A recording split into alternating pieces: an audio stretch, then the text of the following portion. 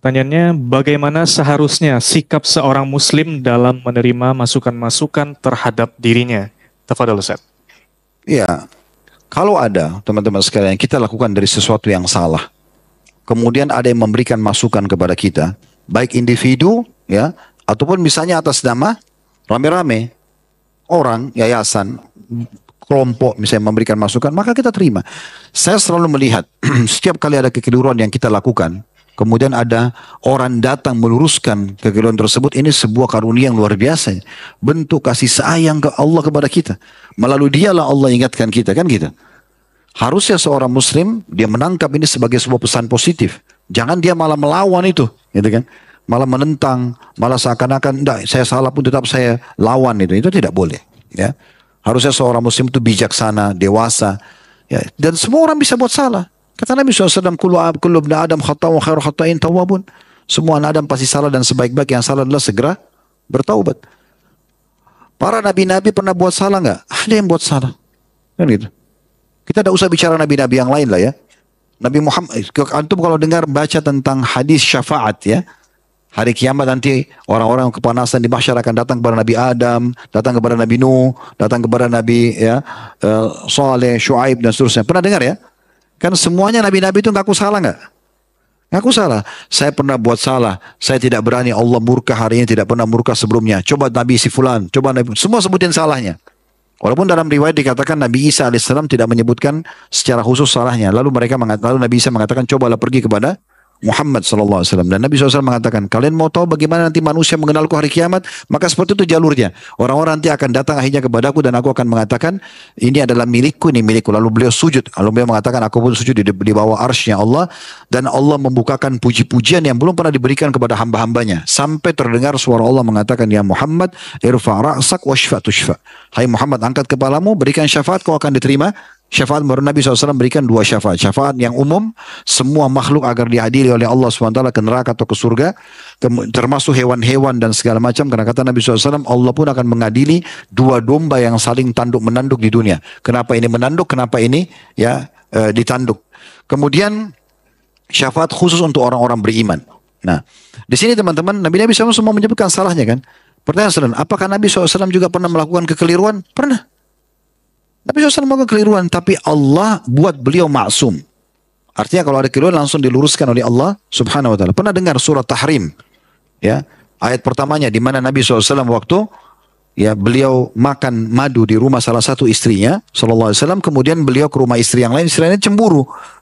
Lalu sepakatlah dua orang istri beliau untuk mengatakan kalau Rasulullah datang ke rumah kita, katakan mulutnya bau. Padahal Nabi cuma makan madu di rumah sana. Kemudian beliau masuklah ke rumah ini, lalu yang satu mengatakan mulut anda bau ya Rasulullah. Nabi bilang saya nggak makan apa kecuali madu. Datang ke rumah sebelah rupanya sudah sepakat nih. Yang satu juga mengatakan mulut anda bau ya Rasulullah. Nabi SAW tahu ada masalah ini, ada sesuatu. Beliau pergi ke pinggir kota Madinah duduk sambil merenung. Ada masalah apa sebenarnya? Lewat seorang sahabat mengatakan ya Rasulullah, kenapa anda sedih? Ada yang bisa saya bantu? Kata Nabi SAW, hari ini saya haramkan madu. Nabi bilang begitu. Madu halal gak? Halal. Nabi bilang, hari ini saya haramkan madu. Langsung di saat itu Jibril datang membawa ayat Allah subhanahu wa ta'ala surat Tahrim ayat 1. Ya ayuhan Nabi, hai Nabi, lima tuharim halallah. Kenapa kau berani mengharamkan apa yang telah Allah halalkan? Tabtaghi mardata azwajik, hanya untuk mencari ridho istri-istrimu. Maka ditegur Nabi SAW. Tapi tegurannya sebagai sebuah hukum, bukan aib untuk Nabi SAW gitu kan. Tapi Nabi melakukan itu. Terjadi. Bukan beliau sengaja. Kan gitu. Beliau pikir itu adalah sebuah solusi. Kan begitu. Kasus pernah dengar tawanan Badr, 70 tawanan Badr dari orang-orang kafir Quraisy, itu waktu Nabi SAW kumpulin, maka Nabi bilang kepada para sahabat, kita apain nih orang-orang? Abu Bakar berkata, ya Rasulullah, kita punya hubungan kerabat sama mereka. Bagaimana kalau seandainya kita maafin saja? Udah selesai, siapa tahu mereka dapat hidayah. Mereka pikir kita baik gitu ya. Ada juga yang mengatakan sahabatnya Rasulullah, minta aja tebusan. Karena orang-orang ini orang mampu dan mereka tawanan. Waktu itu memang tradisi orang kalau ada tawanan perang bisa ditebus dengan harta. Tapi waktu Nabi tanya Umar, dan waktu itu Nabi setuju dengan pendapat Abu Bakar sama sahabat, kita maafin atau kita ambil tebusan saja. Waktu itu Nabi SAW tanya Umar, Umar bagaimana pendapatmu? Ya Rasulullah, orang-orang ini keluar dari Mekah khusus untuk memerangi kita. Maka kalau saran saya, datangkan orang terdekat di antara mereka dengan saya. Kerabat saya di sini, saya tebas lehernya. Datangkan yang terdekat sama Abu Bakar, suruh Abu Bakar tebas lehernya. Semua sahabat ini masing-masing bunuh kerabatnya. Karena ini orang-orang keluar kafir harbi, keluar berperang dengan senjata. Kalau bukan kita dibunuh, mereka akan terbunuh, kan begitu. Ini bukan orang kafir yang sedang aman, tidak mengganggu muslimin. Tidak, ini memang keluar untuk berperang. Tapi Nabi SAW tidak cenderung dengan pendapat Umar. Boleh cenderung dengan pendapat sahabat yang lain. Turun firman Allah SWT pada saat itu mengingatkan. Dan mendukung pendapatnya Umar bin Khattab.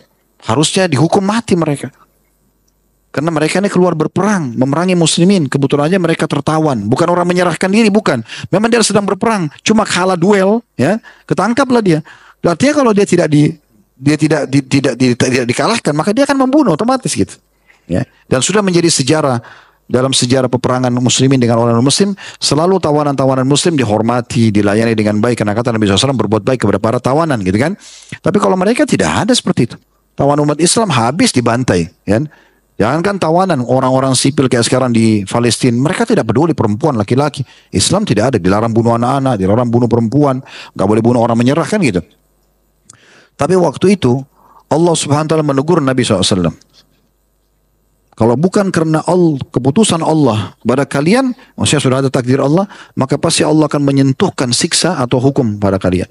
Maka Nabi SAW nangis sama Abu Bakar waktu itu berdua. Umar datang. Lalu Umar mengatakan, ya Rasulullah, wahai Abu Bakar, apa yang membuat kalian menangis? Karena bagi Umar ini dua manusia terbaik. Kalau mereka nangis pasti ada sesuatu. Umar bilang, sampaikan saya supaya saya ikut menangis. Gitu kan? Maka kata Nabi SAW, telah turun firman Allah, Umar mendukung pendapatmu. Maka Umar pun menangis pada saat itu. Dan ada kalau tidak salah 13 ayat Al-Quran ya, yang mendukung pendapat Umar radhiyallahu anhu. Contoh, gitu kan? Tapi ini bukan aib, bukan kekurangan. Karena kadang-kadang terjadi sesuatu menjadi hukum lah dia, kan gitu. Nah seperti itu. Artinya kalau Nabi SAW salah, apalagi kita? Kita kan bisa buat salah gitu kan? Cuma orang yang benar secara keimanan dan ilmu, kalau dia salah diingatkan, apakah secara individu ngomong, apakah di media, dia terima. Kan gitu. Para ulama, kalau kita bicara 4 imam mazhab saja teman-teman, kita akan temukan, antum kalau belajar, kami dulu waktu belajar fikih, di kota Madinah itu sering disampaikan tentang pendapat 4 ulama. Misalnya hukum menjual anjing, Imam Malik mengatakan haram, Imam Syafi'i mengatakan haram, Imam Ahmad mengatakan haram, Imam Abu Hanifah mengatakan ada rincian. Kalau anjing secara umum tidak boleh, tapi kalau anjing berburu boleh. Karena dasarnya dalam surah Al-Maidah surah 5 ayat 5 boleh menggunakan jasanya anjing berburu. Ya? Yang biasa badannya bintik-bintik ya. Atau mungkin itu anjing berburu boleh dipakai. Berarti Imam Abu Hanifah mengatakan kalau boleh dipakai jasanya boleh juga dijual belikan. Itu pendapat perselisihan pendapat ulama gitu kan. Maka ada pendapat-pendapat yang berbeda. Tetapi kita temukan, saya dulu pernah baca begitu. Mungkin teman-teman juga bisa baca di buku-buku fikih. Tidak asing itu. Pendapat Imam Ahmad di satu hukum A. Kemudian keluar lagi pendapat selanjutnya, yang pendapat kedua, ini pendapat lama, ini pendapat baru. Gitu ya, qaul qadim, qaul jadid. Biasa begitu dalam bahasa fikihnya ya. Imam Syafi'i punya pendapat lama, ada pendapat baru. Imam Malik mengatakan pendapat lama, pendapat baru. Berarti kan mereka bisa berbeda, bisa dulu salah, atau menganggap itu sudah keliru, diperbaikin sekarang. Itu biasa saja. Sesuatu yang benar. Jadi kalau mau bijaksana, mau benar, apalagi mau lepas hisab hari kiamat, kita harus bisa menerima masukan. Walaupun dari orang yang lebih muda dari kita, walaupun misalnya dari istri, dari anak, biasa saja. Gitu kan? Kalau itu adalah kebenaran, benar itu lebih baik, lebih besar daripada segala sesuatunya. Kalau benar kita terima teman-teman sekalian. Ya. Dan ini saya lihat bentuk kasih sayang Allah Subhanahu Wa Taala kepada siapapun di antara kita, yang kalau dia buat salah, ya kemudian dia diingatkan oleh orang lain dan yang peringatan ini benar, maka itu bentuk kasih sayang Allah. Sebelum nanti dia dihisab hari kiamat kan gitu. Maka terima teman-teman, berlapang dada untuk menerima masukan dari orang lain, maka itu akan sangat baik. Dan tidak ada mustahil manusia nggak bisa buat salah. Sudah kita kasih contoh tadi, kan gitu. Umar bin Khattab pernah menarik fatwanya, ya. Abu Hurairah pernah menarik fatwanya. Banyak sekali. Ya, sahabat-sahabat juga yang menarik foto-foto mereka, karena tadinya mereka menyampaikan, setelah itu mereka meluruskan kembali, itu sudah umum. Itu sudah umum ya. Jadi kita coba berusaha lebih dewasa, lebih bijaksana. Kalau ada masukan kita anggap itu kayak sayang Allah, kita perbaiki. Kecuali kita benar, oke. Nggak masalah. Kita bisa sampaikan argumentasi kita. Tapi kalau tidak, jangan teman-teman sekalian. Jangan bilang kepada anak, kamu kan anak kecil, kamu nggak ngerti.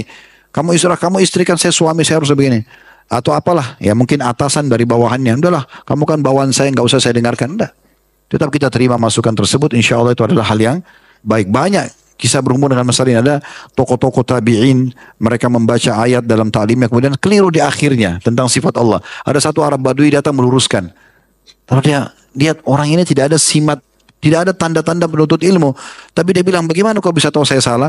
Dia bilang, saya mengerti dari susunan firman Allah ini pasti tidak mungkin akhirnya begini akan akhirnya begitu. Setelah dicek Al-Quran, memang betul orang itu.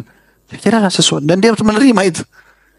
Iyas Al-Muzani seorang tabi'in, dia bilang ada satu orang dulu di majelis saya, dia tidak pernah bicara orang itu. 20 tahun saya pengajian, 20 tahun orang itu duduk dan tidak selalu dengar. Semua orang bertanya kecuali dia. Maka satu waktu saya tanya, kata Iyas Al-Muzani ini teman-teman, kalau antum belum kenal, ini kalau mau diberikan perumpamaan orang cerdasnya tabi'in, itu adalah Iyas Al-Muzani. Kalau orang cerdasnya sahabat banyak. Tapi diantaranya diberikan contoh Amr bin As misalnya gitu kan. Tapi ini Iyas Al-Muzani luar biasa gitu. Cerdas sekali sampai menjadi hakim karena cerdasnya. Yang jelas teman-teman sekalian, dia tanya orang itu. Dia bilang, kenapa kamu selama ini di majelis ilmu diam saja? Saya ingin tanya. Maka orang itu mengatakan, kata Iyas, dia mengucapkan jawaban yang saya setelah itu selalu ucapkan menjadi sebuah kata mutiara dan hikmah di pengajian-pengajian saya. Dia mengatakan, saya dengarkan dengan kedua kuping saya, maka saya dapat manfaat. Dan saya diam, maka saya selamat. Artinya, kalau benar, saya terima. Kalau tidak benar, ya sudah. Ya, saya tolak saja. Kalau memang orang itu bisa dikasih masukan, kasih masukan. Jadi dia aman. Allah memberikan kita kuping dua, supaya kita lebih banyak mendengar daripada bicara. Mulutnya cuma satu. Orang kalau lebih banyak bicaranya susah, nggak mau dengar. Kupingnya sudah dua, nggak mau dengar masukan, ini susah. Gitu kan? Yang jadi repot, dan ini masalah besar nanti hari kiamat. Apalagi kalau berhubungan dengan hal-hal yang menyebar luas kepada masyarakat, kesalahan dan dibiarkan, ini jadi masalah. Nanti ini jadi tuntutannya lebih besar lagi, ya lebih masalah. Allahu a'lam.